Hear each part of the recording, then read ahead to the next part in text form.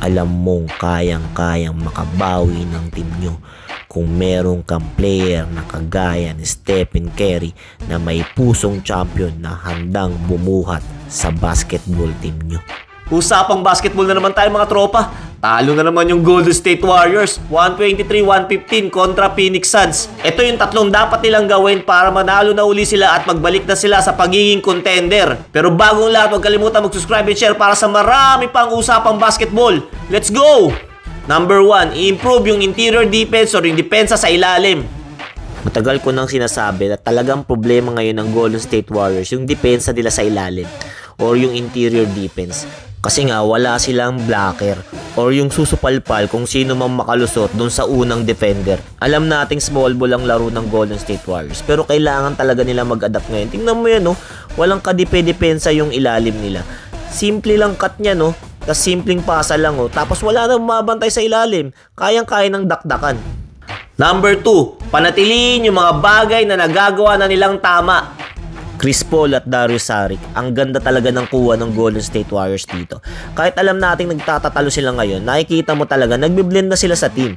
Itong Saric kasi is big man na may tira sa labas. Tapos tong Chris Paul, ang galing niya talagang pumasa. Ang daming assist ang nabibigay niyan. Klay Thompson, nakita ko bumabalik na uli yung laro niya. Naka 23 points to last game. Kailangan talaga siya ng Golden State Warriors kasi para sa akin siya talaga dapat ang second scorer. Kaya nga tinawag na Splash Brothers eh. I-continue na lang niya yung maganda niyang nilalaro.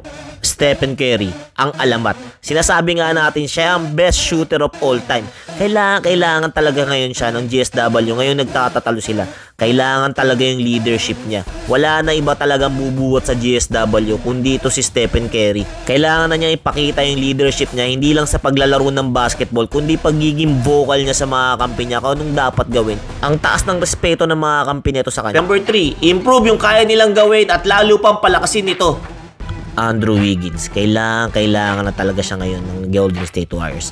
Alam natin ang daming na itutulong nito, mapa-opensa man o mapa-depensa. Malakas talaga tong player na to, kaya para sa akin dapat nasa number 3 or number 4 siyang scorer nitong Golden State Warriors. Kailangan na talaga niya mag-improve at ipakita yung talagang laro niya para makatulong siya sa team niya. Transition defense, ito talaga yung strength ng Golden State Warriors pagka naglalaro sila ng small ball kasi mabibili sila. Dapat kailangan pa rin nilang panitiliin at improve pa lalo yung transition defense nila para lalo silang makasabay sa opensa at depensa.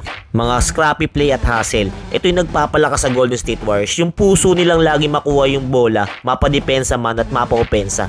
Nasa Golden State Warriors na to eh, kailangan lang talaga nila i-improve at lalo pang palakasin ito kasi yun talaga yung kailangan nila ngayon na nahihirapan sila sa depensa. Jonathan Kuminga, ito nga yung future ng Golden State Warriors. Dapat talaga lumabas na yung laro nito. Para sa akin, dapat makuha niya yung 6 man of the year. Kung hindi man, dapat yun yung ginagol niya. Malakas kasi talaga tong player na to kaya dapat pagka pinasok siya, idodomina na niya yung basketball game. Ito na, sentro or big man na mala Dwight Howard. Aminin natin na kahit small ball ang laro ng Golden State Warriors, kailangan talaga nila ng mga susupalpal para hindi kaagad mabasag ang depensa ng Golden State Warriors.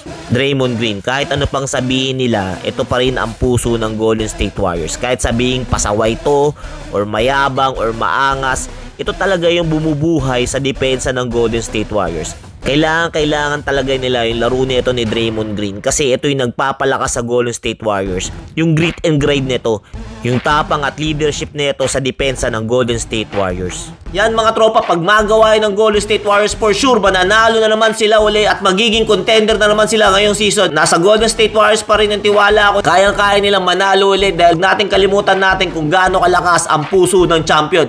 Kaya mga tropa, huwag kalimutan mag-like, subscribe, and share para sa marami pang usapang basketball. Thank you!